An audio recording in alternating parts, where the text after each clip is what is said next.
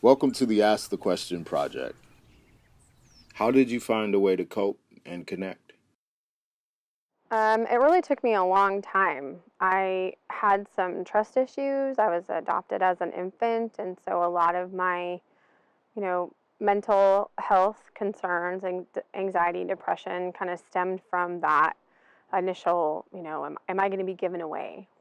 So that made it hard for me to have close relationships with people.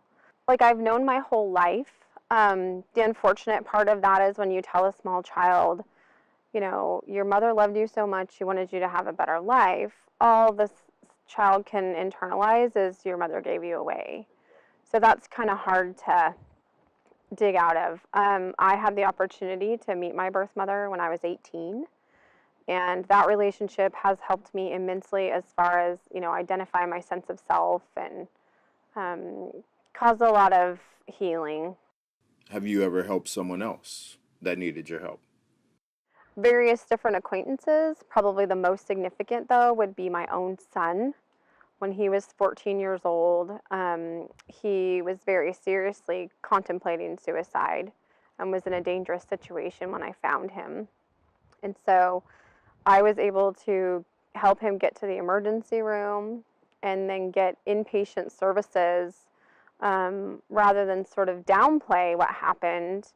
He had a psychiatrist that made a point I've never heard before, but I had been anti medication for myself and for other people in some cases who had mental health issues. But he said, your son is obviously in crisis. What if he was drowning? Would you throw the life preserver and just hope that works? Or would you call the Coast Guard? Would you throw a net? Would someone go in to get him? So instead of just doing, intense psychotherapy, adding the medication piece to try to bring it all together to really lessen the crisis. Was your son aware of your previous attempt? Yes. I've been very open with my children. Being adopted, I had some of, different traits than my parents. And when I was having these strong feelings and thinking that I wanted to end my life, they weren't able to validate that. And they said, get over it.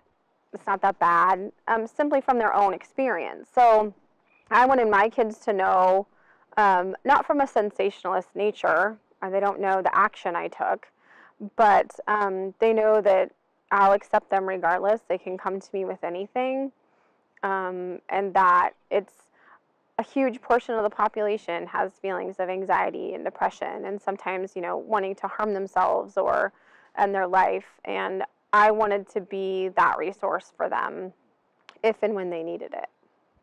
I've had significant years of suicidal ideation. I was 17 at my major attempt that involved hospital interaction or intervention. But there's been some pretty challenging years, and AJ has learned a lot about mental health and ways to be supportive and has changed his views. He's just an incredibly compassionate person. With my experience in the past of having a family member die by suicide, I think it uniquely puts me in a position to where I kind of see the whole gamut. I see, it was my sister's husband, and I've seen the effect that it's had on them. At the time, I was angry when it happened. I was really, really upset. I was angry.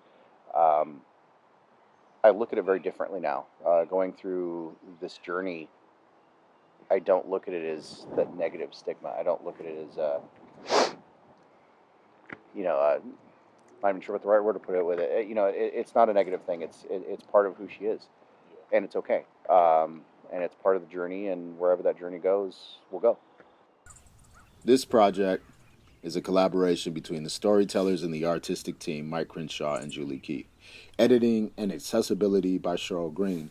Funding for the project has been provided by Artworks, Clackamas County Cultural Coalition, and Oregon Humanities. Thank you to our partners, Clackamas County and The Living Room.